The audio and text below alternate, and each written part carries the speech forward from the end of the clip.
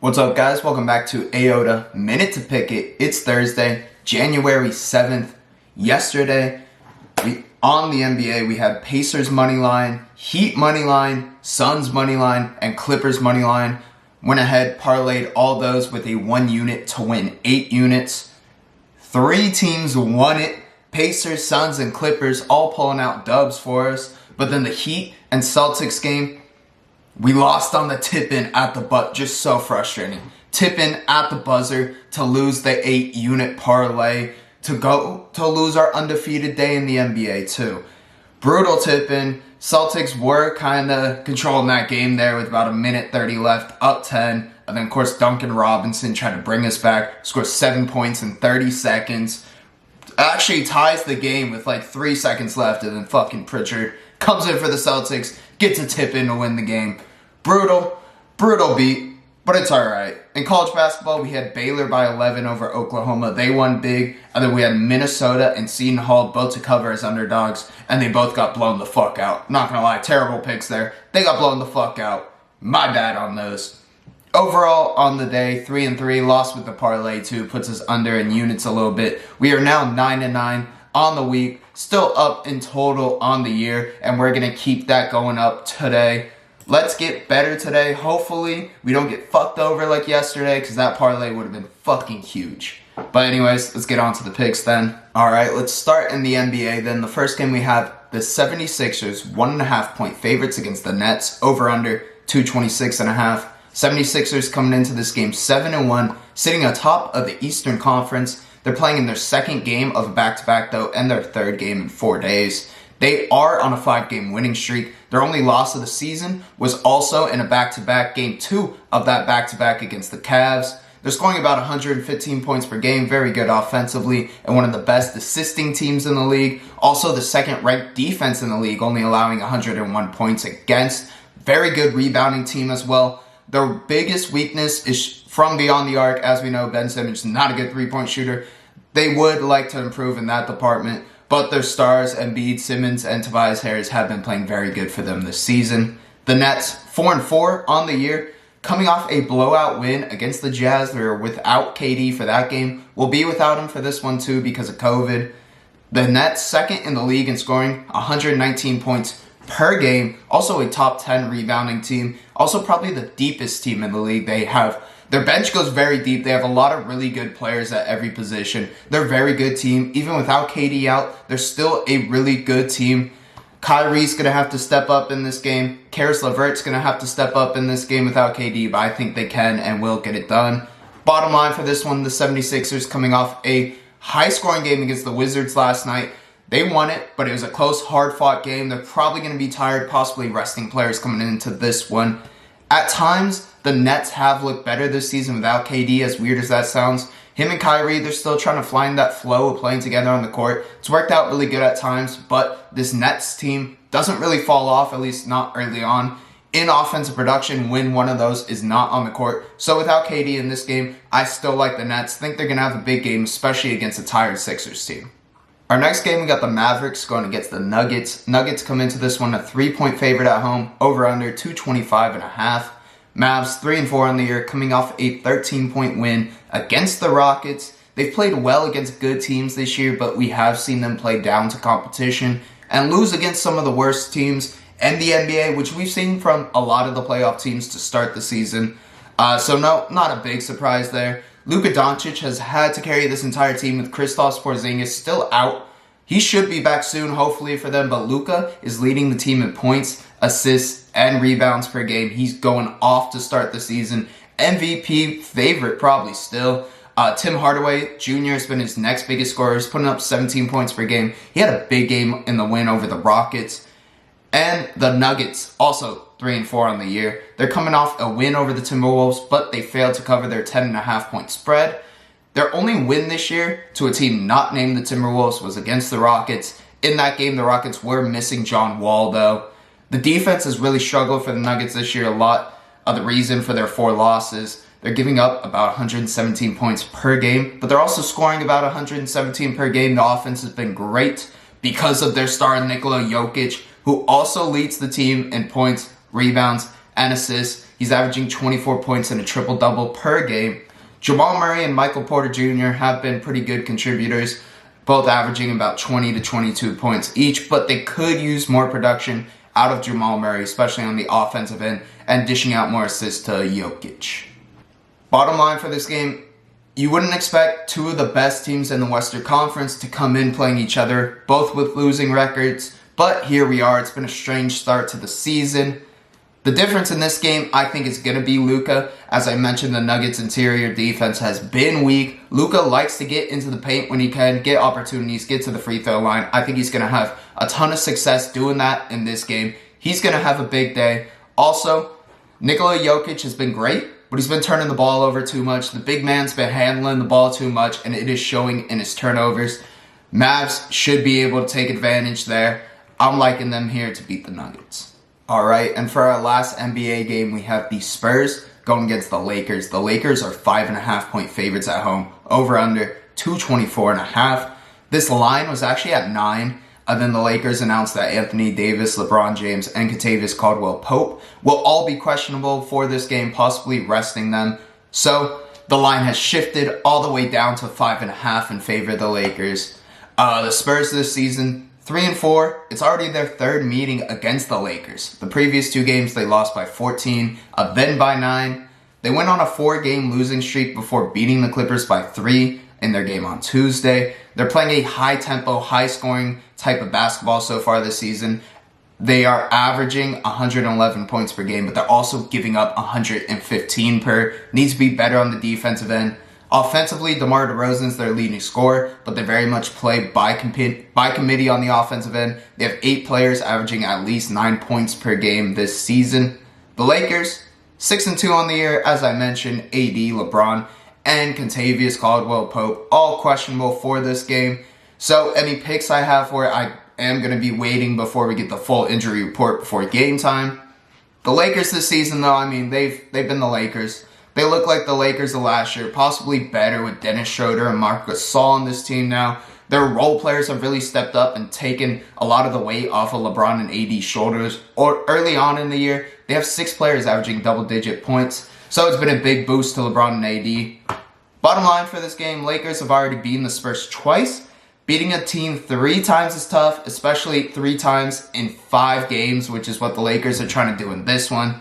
I was going to be all over the Spurs by 9, but now that line's moved, I got to wait and see. 5.5, if they got LeBron, AD, if they got all their guys going, that's not worth it. 9 points, though, I am expecting a close game because the Spurs are coached by Popovich. It's their 3rd time against the Lakers in 5 days. I expect a closer game here. I would take the Spurs by 9 at 5.5 right now, still not knowing what those players are playing or not. Makes me question this game, so I'm going to hold off on that. All right, now for college basketball picks, we have number 17 Oregon going against Colorado. Colorado's coming in as a 3.5-point favorite, over under 141.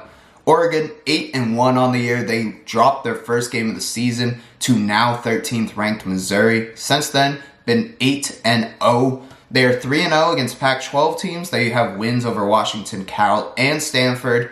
Oregon got 3 key players who transferred in during the offseason. Those guys have been huge for them this year. The best being Eugene Omoruyi.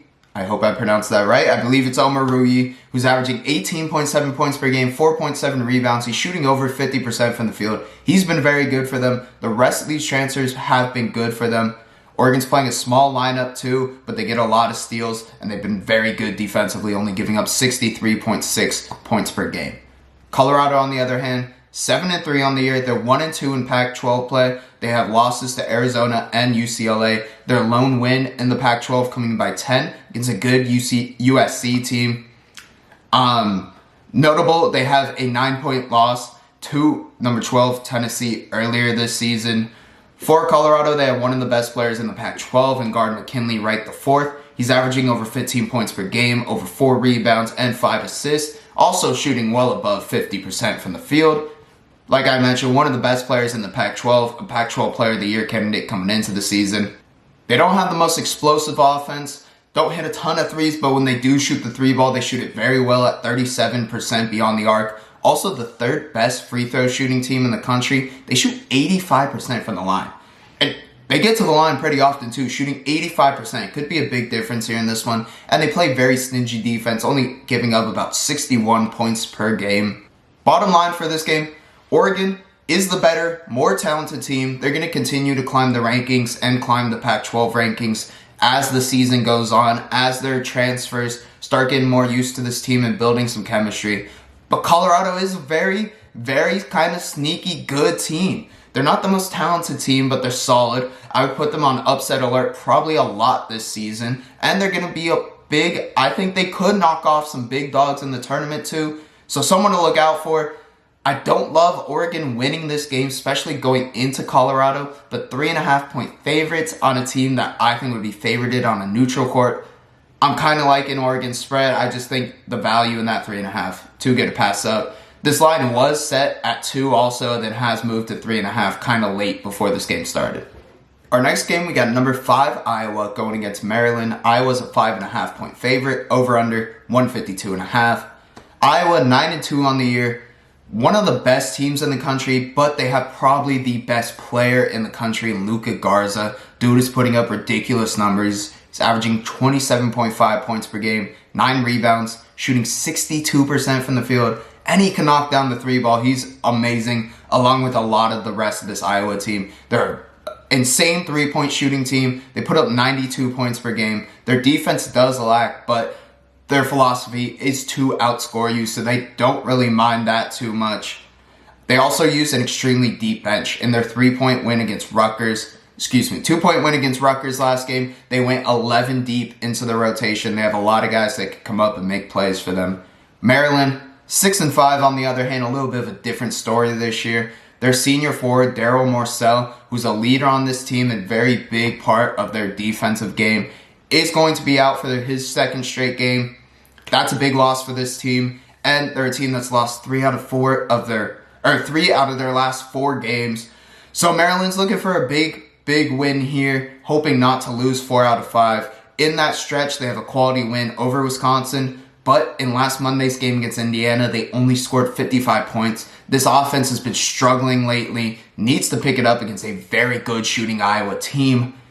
And like I mentioned, ever since Morcell went down in the Michigan game, their offense has really started to struggle, fall apart here. They're going against a very good Iowa team. And Maryland's only claim to fame this season, I would say, is their win over Wisconsin. Besides that, really don't have a big name victory. A lot of their losses have come, not a lot, but they have a few losses by huge numbers too. I'm expecting something similar here. I think Iowa wins this game big. I just can't imagine Maryland's close to keeping up scoring with them. Iowa wins a big, hammering the spread. Our next game, we have another Big Ten matchup between Indiana and number 8, Wisconsin. Wisconsin enters as a 9-point favorite at home, over under 127.5. Indiana 7-4 on the year. Guard Armaan Franklin is questionable with an ankle injury for this game. He's averaging 12.7 points per game for them. Their 4 losses this season have been quality losses. Something good to say about Indiana, they have losses to Texas, Florida State, Northwestern, and Illinois. They're a defensive-minded team. They're actually ranked 10th in adjusted defensive efficiency in the entire country. Pretty solid defensive team. Not bad offensively, averaging about 72 points per game. Key player to watch for them is forward Trace Jackson Davis. He's putting up 20.3 points per game and 8.9 rebounds. One of the better players in the Big Ten. For Wisconsin, 9-2 on the year. Their only 2 losses came at the hands of Marquette and Maryland, as I mentioned in the last game. They have impressive conference wins so far over Michigan State and Minnesota, and also one of the best defenses in the country, possibly even better, ranking number 6 in adjusted defensive efficiency. They're only allowing 60.5 points against them per game.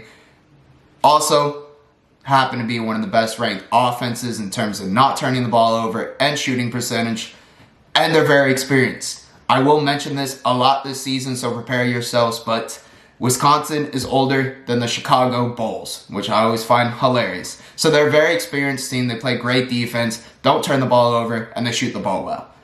We're in for a close, low-scoring game. In my opinion, probably something similar to Indiana's 63-55 point loss to Maryland. I think Wisconsin's going to control this game for pretty much the entire way.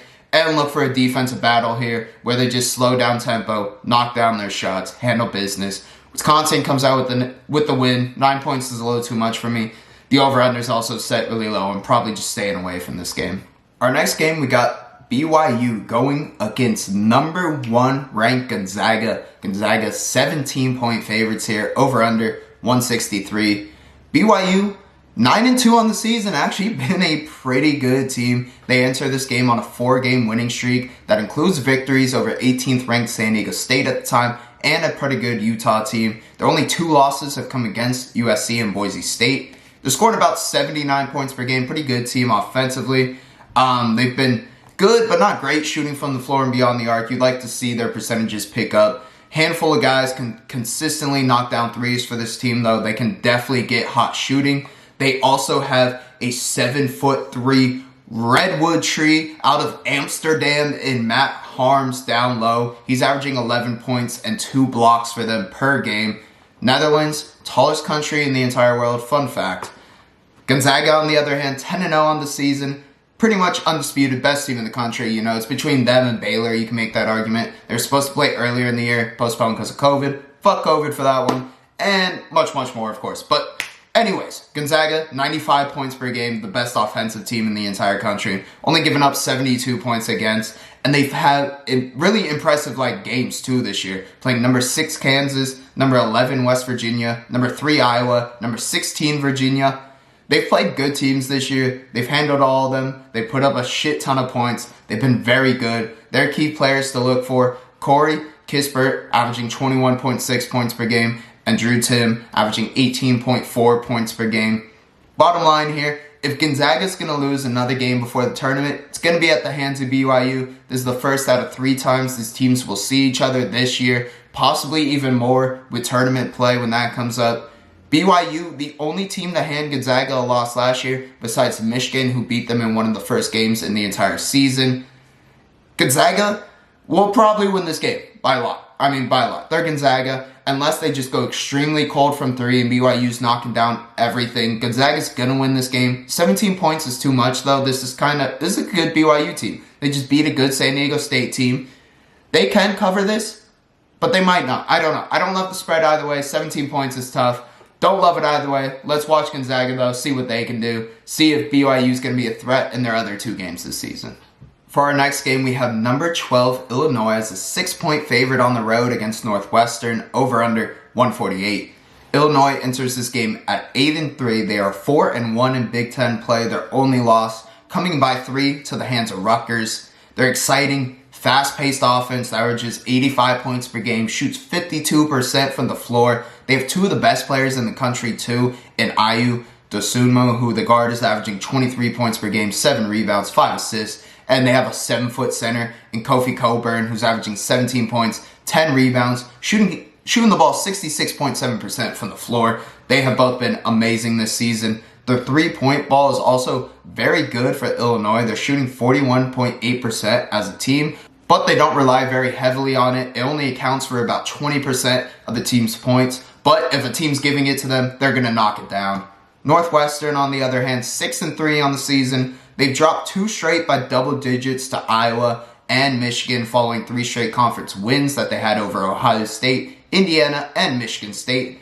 Also a very good offensive team, averaging about 82 points per game. And they also shoot over 40% from 3, relying a little heavier on the 3 ball than Illinois does, but also a very good shooting 3-point team. Offense has been noticeably better at home this season than it has on the road for this team, especially in the last 2 road games against Iowa and Michigan. Their offense really failed to perform how they have been all season. They might not have anyone that can physically match up with Kofi Coburn either. Hunter Dickinson for Michigan, their center, just had a big game against this Northwestern team, so we could see Kofi have a big game down low. Overall, Northwestern's ability to shoot at a rapid rate makes them a dangerous team to play against here, especially at home when they have seen their field goal percentages and shooting percentages go up. But don't love them in this spot. I'm much more on Illinois. I'm expecting a high-scoring game between both of these teams, but I don't think Northwestern's offense can keep up with Illinois scoring, and I think Kofi Coburn's going to have a big game against them. Our next game, we have a Pac-12 matchup. USC going against Arizona. Arizona 4.5-point favorite at home. Over under 138. USC 6-2 on the year. Only 2 losses coming at the hands of UConn and Colorado. And their only really notable wins this season have come against BYU and Utah. They've been a very good defensive team, holding opponents to only about 40.8% effective field goal percentage. And they just held Utah to 46 points last game. So defense been coming on strong, and a big reason for that is their 7-foot, 5-star freshman center, Evan Mobley, 15 points per game, 8 rebounds, 2.9 blocks per game. One of the best big men, one of the best players in the entire country. They also happen to be the tallest team in the country. They have some absolute trees down low for them. Arizona, on the other hand, 9-1 on the season. First of all, worth noting that Arizona is banned from this year's postseason. Self-imposed ban. As a team, they're averaging 79 points per game, but they haven't shoot as well as you would imagine. Only about 44% from the field. But they do take care of the ball and have been one of the best offensive rebounding teams in the entire country, which is a big reason for their offensive success. Their only loss this season came by 3 points to Stanford. Overall, for this game, this is probably the best team Arizona's played all year. Stanford, Colorado, and Washington all not pushovers, but USC's a good team with a lot of solid, very talented players. And they're an extremely tall team, as I mentioned, which doesn't bode well for Arizona, who likes to rely on their rebounding and offensive rebounding to account for a lot of missed shots that they have. Going against this great defensive team, I think USC has the advantage in the matchup here, and I think they're a more talented team. Why they're underdogs by 4.5 points, I don't quite understand. Think the wrong team's favored. I get it's at home, but that doesn't mean a ton this season, so loving USC spread here. Possibly their money line too, but definitely their spread. All right, our last game of the day, we have a pretty intriguing Pac-12 matchup to wrap up the night with UCLA 1.5-point favorites going against Arizona State. Over under 144. UCLA is 7-2 on the year. They're entering 3-0 in Pac-12 play. Only 2 losses of the season coming out the hands of San Diego State and Ohio State. Their last 2 wins over Utah and Colorado did both come by 1 possession though, barely pulling those 2 wins out. Chris Smith, who's averaging over 12 points per game for this team, just went out for the season with a torn ACL in the Colorado game. That's going to be a big loss for this team. Luckily for UCLA though, they do have a ton of contributors. Still have 6 players besides Smith, who's averaging at least 8 points per game.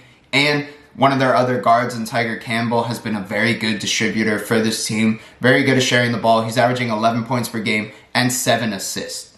Arizona State, on the other hand, they're coming in 4-3. Their last game of the season coming on December 16th before the team got struck with COVID. That game, they suffered a big upset loss against UTEP. 13-point loss in that one. They only shot 1 of 18 from 3. There's not a ton to go off of on this team considering they haven't played in almost a month now. They've only played 7 games this year too. Their ability to knock down threes from what we've seen definitely needs to improve, obviously, in that UTEP game. But as a team, they're shooting about 33% this year. You'd like to see a better turnover ratio for them too. It has not been good to start the season. They came in rated as one of the best teams in the Pac-12 as well. Guard Remy Martin, he's still putting up 17 points per game for them. He was rated as a possible National Player of the Year in the Pac-12. Not National Player of the Year. Possible Pac-12 Player of the Year, excuse me. So the bottom line for this game, obviously, it's tough to work off of when we haven't seen Arizona State play in 22 days. You would have hoped in that time they would have fixed a lot of the things that were going wrong for them early in the season. But during that stretch, there was a week when they weren't allowed to practice at all, which you have to imagine could only hurt this team. Coming off 22 days, missing a full week of practice, just so many issues going against them. I can't imagine taking Arizona State in this spot. UCLA, with the loss of Smith, is still a very talented team. Both these teams are really talented, and interesting enough, many people favored them to be the top 2 teams in the Pac-12 coming into this season. That could turn around, we'll see, but it's going to be a tough game for Arizona State. They're facing a lot of tough circumstances. Overall, there's just too much unknown with it. I'm not loving anything in this game. I say just move past it. Let's see how they do. Judge it from there. All right, let's get into today's locks now. Let's start off with the NBA, the Nets, and the 76ers.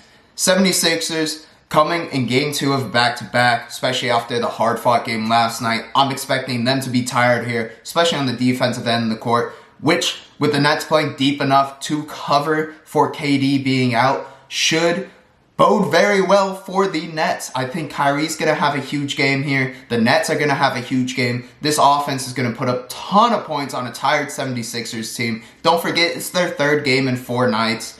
NBA teams just are not built for that. 76ers probably going to rest their guys too. I'm taking Nets money line here at minus 105 for a big win. Next pick, Mavs against Nuggets. Luka obviously has had to carry this Mavs team the entire year with Kristaps out, and he's been doing it pretty fucking well too. They're 3-4 granted, but he's been putting up the numbers for this team, and he's going to have to do so again against a very high-scoring Nuggets team. But they're soft defensively. Luka should be able to get penetration here, get a ton of good looks at the hoop. I think he's going to have a huge game tonight. He's going to have at least 40 points in my prediction. Taking his over in point total. That's at 30.5. I'm seeing that at even odds as well. All right, now for college basketball. Oregon against Colorado. Colorado's going to upset some teams in big spots this season. We're definitely going to see that. But I think we're going to see this Oregon's team start to cement themselves as the best team in the Pac-12. The team's only gotten better. They have very good transfers who came in. That team's been building around those transfers, improving as the year's gone on. I think we're going to see them keep improving here. I don't love the pick. I don't love Oregon over Colorado in this spot. But at plus 3.5, the wrong team's favored, even on the road. So I'm going to have to take the Oregon points here. Too much of a value pick. I'm taking Oregon plus 3.5. All right, now Iowa against Maryland. Now, we did see Maryland play Wisconsin pretty well. They beat them. Obviously, they played them well. And we've seen them play well against good teams this year. But we've seen them play well against good defensive teams. And we've seen them play well in low-scoring games. And I don't care who Iowa's playing. It's going to be a high-scoring game whenever they're on the court. Maryland, their offense has been struggling. They can't keep up with the production of Iowa. This is going to be a blowout. Maryland, I think, can hang with some of the really good teams in the Big Ten, but they can't do offensively what Iowa can do. Iowa's going to be on tonight. Blowout here. Taking them by 5.5. All right, for Illinois and Northwestern, 2 really good offensive teams. We've seen Northwestern's offensive production slide a little bit in their last couple of road games, but coming back at home, their percentages have gone way up at home this year. I'm expecting a big game from this Northwestern team. A lot of threes to be flying. And then Illinois, as we know, is just one of the best offensive teams in the entire country. They're going to have a huge game. I think Kofi Coburn's going to have a huge game against this Northwestern defense that just struggled to stop Hunter Dickinson a couple games ago. Look for the over here. 148, not set too high either. Let's hammer that over. And for the last game, I got USC plus 4.5 against Arizona.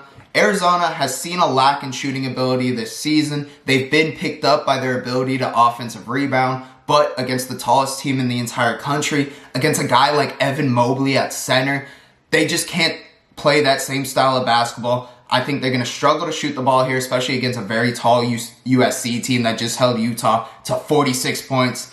Arizona is going to struggle to score. USC is going to have their way with them. On a neutral site too, I definitely would think USC's favored in this game, which in the year 2020/2021 season, home court just doesn't mean all that much. I know I just talked about it with Northwestern shooting.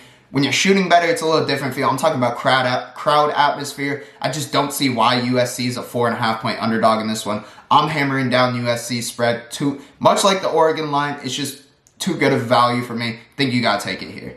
All right, guys, that's it for the picks today. Let's have a great day and hammer some winners. Let's go.